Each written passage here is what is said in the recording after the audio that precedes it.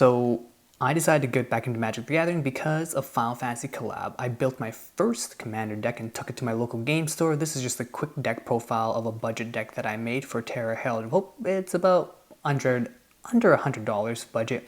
I'd say it's a bracket 2 deck. It's not fully optimized, but this is just my very first deck getting back into Commander or Magic the Gathering in general, but really excited, really looking forward to it. Give you guys my deck list, and then I'll also kind of give you guys the quick rundown of the matches that I've had at my local game store and how I did with this deck.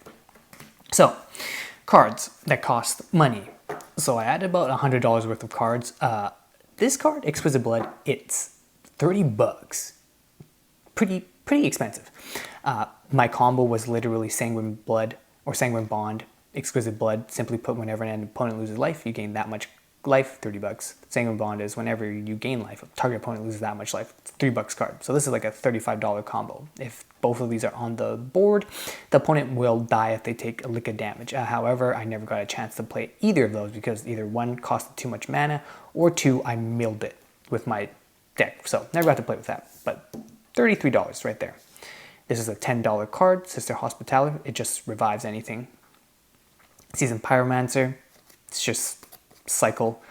During the Kidro, these three cards right here, it's about like $17. So this right here is already $52 worth of cards. This was $5, $2, $3, $2, $3. So this is like what? Almost like $12. So this is like what? $70 worth of cards right here. Goodly. And then we also had Weathered Wayfarer, Shelter, Orziv, Dismissive Pyromancer, General Enforcer, Cathartic Reunion. These are just generic good cards, draw cards. This right here is like $2, so realistically this pile is like $72. And then the rest of the cards that I added were these bad boys right here. Great Peril, Sign in Blood, Dark Ritual, Soul Ring, Hedron Archive, Arcane Signet, Lotus Bloom, Lethal Vapors, Kami Rider, Shrivel, Vampire Heart, Sunveil Hawk, Silence, Red Sun Zenith, Smelt, Diabolic Tutor, Sin Collector, Geralt's Messenger, Blind Obedience, Viscopa Guildmage. Obviously, some of these cards are a little bit more expensive because of they're like nicer, older art, but realistically, these cards are cheap. So realistically, this whole pile right here is less than 20-ish bucks. So all in all, this stack right here, $100 of cards that I added. Obviously, we've kept most of the pre-con stuff. So in terms of lands I've only added these two with Ancient Ziggurat. Outside of that, it's just all the pre-con lands. In terms of basic lands I didn't add too many. I think I have 38 lands in total. I have 4 plains, then have 3 swamps, and then have 3 mountains. In terms of cards I've kept from the precon, Palace Jailer, Kefka, Primordial, Gal, Milliken, Priest of Felright, Celeste, Locke, Summon Esper, Solemn Silver Crown, Stitchers, Bannon, Shadow Mysterious Assassin, Siegfried, Gogo Mysterious Mime, Morbid Opportunist, General Leo. In terms of sorceries, Stitch Together, Tragic Arrogance, Night's Whisper, Crackling Doom, Snort, Big Score, Laughing Mad, Reanimate, Champions from Beyond. The MVPs of the deck. Meteor Golem. This was the card that was able to get me to help get rid of problem stuff on the board. Surprisingly, High Priest of Penance come in pretty clutch, just destroying stuff. Very useful when this thing takes damage. Nice. Now, the game plan of this deck and the issues that I ran into with this deck. When playing Terra Herald of Hope, the biggest issue that I came across was that I would have Terra on the field, and the issue is that obviously first turn she can't attack, and every time she would attack, I would have to have 2 mana available to use her trigger. But the issue is that my graveyard never really had really good monsters, or I guess creatures that I could target. There's nothing really that strong in my deck that can do things. The only high impact cards that I have that can do stuff and blow stuff up was Meteor Golem, High Priest of Penance. The game's literally kind of turned out where people would establish their board and I wouldn't be able to interact with them much, and someone would be the obvious threat and I would be the only one who could sort of kind of do things. I realized I needed to add some board wipes and endgame cards because, Jesus, board wipes and are kind of important. I realize I kind of need this. The issue with this deck is that number one, it's kind of slow with its game plan because you got to be lucky with your mills, and you do get there eventually, but it's not really good at dealing with a swarm of units or a Voltron deck that's unblockable. I literally came into that in my few games I played where either someone built a bunch of stuff that I couldn't defend because I could only have like really 2-3 units out at once because it takes a while to build. Not only that though, when someone had a big Voltron deck that was untargetable, hexproof, yeah, this deck couldn't really deal with it. But luckily I wasn't the threat, so I never really got like slaughtered. But yeah, this deck cannot do that. Another thing that the deck really needed was some sort of finisher. The deck doesn't really have a good finisher. Outside of Sanguine, Exquisite Blood, Sanguine Bond, I'm literally only have one big finisher, which is technically Champions from Beyond. Obviously, it's just pay 2 white and then X summons amount of tokens of colorless heroes, and if I have like 8 or more creatures, I can swing with a +4/+4 until end of turn. So technically speaking, I should like have like 6 mana floating with 2 whites, and then I could put like 6 tokens with probably 2 other units on the board and swing for game. Yeah, this game plan takes a very long time. However, enough rambling about the deck profile. Let's switch over to my computer and show you guys exactly kind of my experience with my 3 rounds of Magic the Gathering with my commander, and kind of give you guys my opinions about my first experience playing at my local game store. Yeah, it was an experience. So this is how the Commander night went. I'll give you guys a general synopsis of how my games went and the rough strategy that people use, and just how much fun I didn't have. But oh my god, I understand why people say casual Commander. People complain a lot. I understand now. I will explain in a little bit. So, the first game that we played, I was going against Miss Bumbleflower, Lumra, Bellow of the Woods, and Ulalek, Fuse Atrocity. So Miss Bumbleflower's ability is basically it has Vigilance. Whenever you cast a spell, target opponent draws a card, put a +1/+1 counter on the target creature. It gains flying until the end of turn. If this is the second time this ability has resolved this turn, draw 2 cards. Lumra is Vigilance Reach. Lumra, Bellow of the Woods, power and toughness are equal to the number of lands you control. When Lumra enters, mill 4 cards, then return all land cards from your graveyard to the battlefield tapped. And then we have Ulalek, Fuse Atrocity, Devoid. Whenever you cast an Eldrazi spell, you may pay 2 blanks, colorless mana. You do copy all the spells you control, then copy all activated and triggered abilities you control. You may choose new targets for the copies. And this is how the first game kind of went. If I had to allocate a time progression, I would say it was pretty bad. This character took up most of the time on his turns, and I'll kind of explain into why that happened. Okay, so literally how the turn played out was Miss Bumbleflower was kind of group hug, played out a card turn 3 that basically said that if you play a land, you had to draw a card. The issue is after turn 3, I had already played 3 lands and I was running dry. I was no longer drawing lands. So everyone was kind of ramping up getting cards. This person who played this character, holy moly, I didn't know what his deck was doing, but it was insane. His first card or second card he played was like an artifact or an enchantment that basically said you can tap for 1, exile your entire hand, and draw the same amount of cards. Something along the lines of that. So he was like cycling really fast, really quickly. And then he also had like a scrying top or a top thing that basically allowed him to either put the top on the top of his deck and he would take a card for free. Something along the lines of that. So this guy was able to like cycle out the wazoo. But that wasn't the problem. The problem was there was an interaction where he was able to use crop rotation multiple times because he was able to play crop rotation from his graveyard and just blow up lands and keep getting even better and better, stronger lands. Yeah, crop rotation. Fun. I don't know how he was doing it, but he was able to just continuously play crop rotation from the graveyard. I don't know how, but he was kind of doing things. And then Ulalek, this character didn't really do anything because what ended up happening was we would spend a lot of time trying to debate a stack or how a trigger would affect a stack because the guy was trying to use crop rotation to blow up something that had a hideaway effect that would flip, and we were just trying to figure out whether or not it fizzles or whether or not it still gets the effect.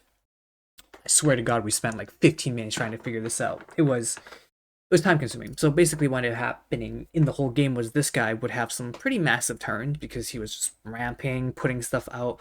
It would get big. And at a certain point, this card had like hexproof, and could not be blocked when it attacked, and it had like 21 attack, right? So the game literally ended up devolving into Miss Bumbleflower having to board wipe to deal with this guy, Ulalek having to board wipe to deal with this guy, and me trying to, well, ping down his stuff by getting rid of stuff as much as I could. And that literally ended up being the game plan. So at the end of an hour, I would say I played for like 10 minutes. He played for 10 minutes. He played for 10 minutes. And he played for 30 minutes, and 15 of those minutes was us trying to figure out, talking about whether or not you could blow up something with crop rotation with something that had a hideaway effect and whether or not that would come back. At the end of it all, nobody died. Our health total was like 40, 40, 40, and 41, and I had 38 because I used Sign for Blood, paid 2 health, and draw 2 cards. That was it. So that ended up being a draw. So kind of, well, for lack of better words, not very exciting. So that was my very, very first Commander game. Now, second game, that was where things went off the rails. So we all decided to kind of whip out a weaker deck because our decks were all weak. So the second game, we had a new table, new players, and it was new commander. I kept playing Terra, obviously, and then we had Zinnia, Valley's Voice. We had Lazav, Dimir Mastermind, and then we had Glissa Sunslayer. Okay, this is where I understand why people in casual complain about people with stronger level decks. We'll get into it shortly. So, for the majority of the game, this character, his game plan is Zinnia Valleys of the Voice. It's a flying. Zinnia's Valleys of the Voice gets plus X plus 0, where X is the number of other creatures you control with base power 1. So this guy's trying to play tokens, get this person juiced up, smack for a ton of damage. This person was playing like a graveyard, hate, steal your strategy build. Lazav Dimir Mastermind, hexproof. Whenever a creature card is put into its grave from anywhere, you may have Lazav Mastermind copy of that card, except its name is Lazav Dimir Mastermind. It's legendary in addition to its other types, and it has hexproof and this ability. The guy never summoned his commander. It just never happened. And then we have Glissa Sunslayer. Basically, first strike, death touch. Whenever Glissa Sunslayer deals combat damage to a player, choose one. Draw a card and you lose a life. Destroy target enchantment or remove up to 3 counters from target permanent. Now, this is how the game kind of went. This guy, I felt bad for him. He wasn't really able to play the game until the last 10 minutes of the game. He was kind of stuck on this character for like the majority of the game. So he didn't really do anything except for doing counter spells. There's a reason why. Lazav Dimir never entered into the field. He was never out of the commander zone. He had to play cards like Sir Conrad Grimm that pings us for damage whenever another creature dies or creature card is pointed to the graveyard from anywhere other than the battlefield, or a creature leaves the graveyard. Certain Conrad deals 1 damage to each opponent. So his strategy kind of revolved around having units that could exile units in the graveyard, make a copy or take their ability.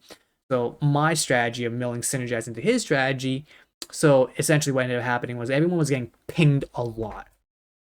However, though, the Glissa player, oh my god, the Glissa player, I remember it so well. Turn 1, land, Soul Ring, Arcane Signet. Holy moly. This guy was able to get Bola Citadel really early on. Put it out in like turn 3 or 4, maybe, something along. I don't know. But the dude was able to put this out. It was insane. Literally, this is what ended up happening.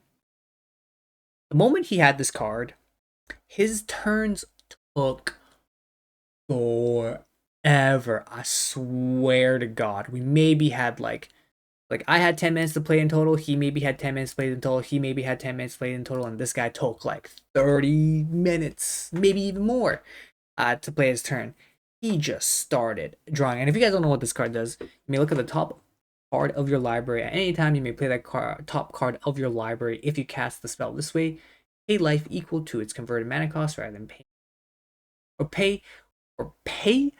Oh, Jesus, I can't write. Pay life equal to its converted mana cost rather than pay its mana cost. So, dude started playing out his hand, doing everything, and at the end of it, it felt like I was playing Yu-Gi-Oh! My man had 20 to 30 cards built up, and his whole deck centered around First Strike or a lot of things with Death Touch. And what's even crazier was he had a card that had like Retrace, and basically what it allowed him to do was it allowed him to be able to play cards from his graveyard by paying its cost. But he had like Mana Rocks, he had a card where it basically said black cards cost one less. He had a card where it basically said green cards cost less. Holy, this dude had like plays out the wazoo. And the worst part was, we knew he was the threat. And all three of us were trying to dismantle his board. I spent a grand total of 7, quote unquote, 7 mana to like disassemble his board. He was able to just counter it. Then he would have to spend cards to dismantle his board, and then he would have to spend cards to dismantle his board. This is literally what happened at the end of the game. So near the end of the game, everyone was having a blast, and he obviously was playing the game, and we were not really playing the game at all because his turns would take forever. And literally what ended happening at the end of the very game was obviously we were all kind of like almost dying. He had the most health. He had like 40 HP because he had something that healed him. Everyone else was sitting at like 15 HP. I had 9 HP. The other dude had 10 HP. Literally on the quote unquote very last turn, and by last turn I mean like we had gone 10 minutes overboard. We had to skip his turn to make this play happen. So we kind of sort of skipped his turn, rushed the play, and he basically cast a spell or did something where it basically said mill his deck, half of his deck, and basically what ended up happening was because he was milling half his deck, this card would ping everyone down. And because he milled like 15 creatures, the entire board or the entire or everybody else had not enough HP to survive the tactical pings, and he died, I died, and technically speaking, this person who played Lazav, quote unquote, won the game.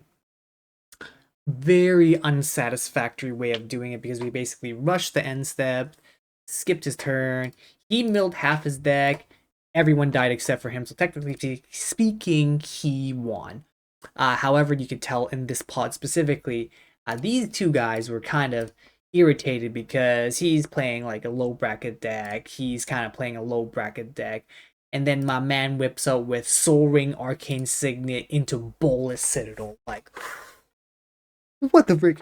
Was I mad? Surprisingly, I wasn't that mad. I could kind of see like, oh, this was not going to be a fun time for us because we could tell the other person was going to play Magic, and we were just the bystanders that got to be his interaction piece, and that was it. So that was the second game.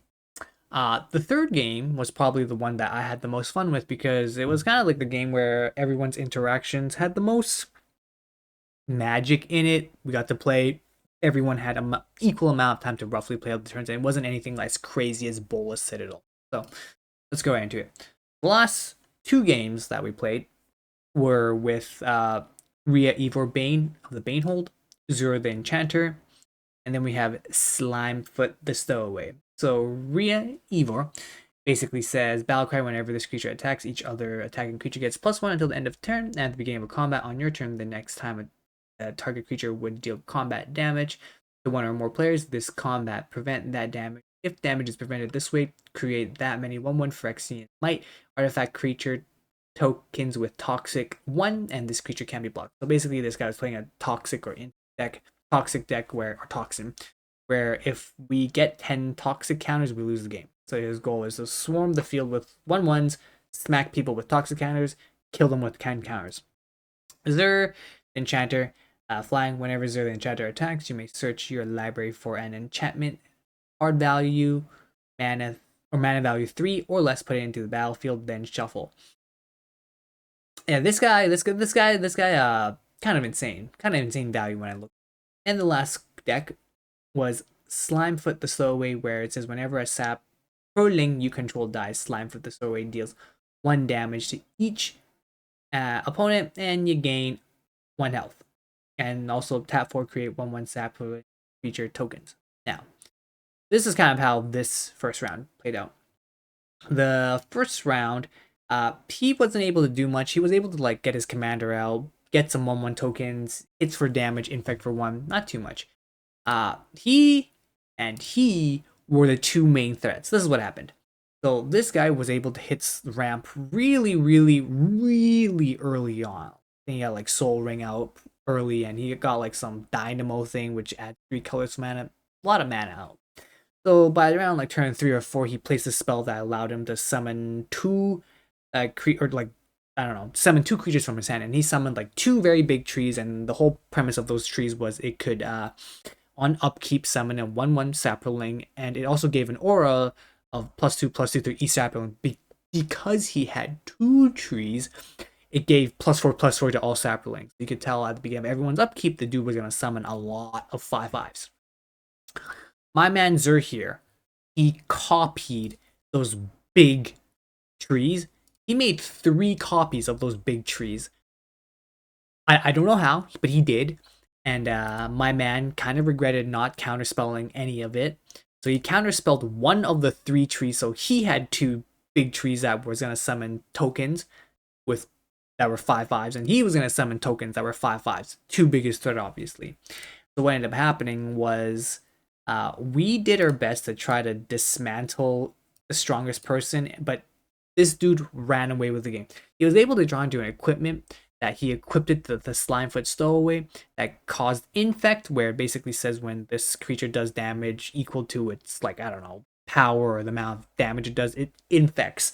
And basically, he was able to just somehow generate a bunch of value, and he triggered its effect where whenever a sapling control dies, Slimefoot the Stowaway deals 1 damage to each opponent, 1 health. Yeah, somehow he was able to give the student equipment and hit us for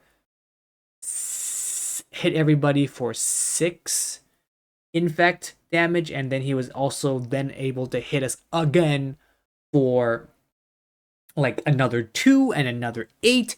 Anyways, we got smashed in 1 turn due to this guy with an equipment that infected all of us through this lovely little mechanic. So okay, cool. Had a great turn, kind of destroyed us all, but it was quick. We still had like another 30-minute on the clock. That was how fast this game went. So second time around, this is kind of what ended up happening. Second time around, this opponent bricked so hard. He drew only swamps. He never got a plane, so he couldn't play the game at all. My man was stuck. Ooh, the Zur character. So outside of copying other people's strategy, his playline is apparently superhero. Or super planeswalker, whatever the strategy is. Basically, my man had a lot of planeswalker. So here's the thing. He was able to get a saga out, and that saga, I think it was like a white saga. Its first ability allows you to scry 4 cards, or look at the top 4 cards of your deck, put 3 at the bottom, pick and then have 1 at the top, draw that card, I think. But he, like, remember how I said he was able to copy 2 big monsters of this? Yeah, no, this guy had the 2 blue cards, enchantments or whatever, artifacts, copy that saga. So he was able to like scry 4 times through each turn and pick a card every single time. And what ended up happening was he started putting out a bunch of Planeswalker. The 2 Planeswalker for sure he put out was Liliana Dreadhorde General and Liliana the Veil. And somehow he also had a strategy where he was able to build a bunch, and I mean like a bunch of tokens, and I think it gave like a lot of health. I think it was kind of insane. And literally what ended up happening was this guy scooped near the end, because I think we played for like about 20-25 minutes in the next game, and he was like, oh, I didn't draw a plane, didn't get to play the game. He just scooped. And then this guy had a bunch of planeswalker, was able to scry, draw, put a bunch of stuff. He had a card that allowed you to use the planeswalker's abilities twice in a turn. And then he also had a card where it basically made it that planeswalker could not ever go below 1 health. And I think they were like hexproof. And this guy for the second game just bricked, couldn't draw anything. So he had no board. He had no board.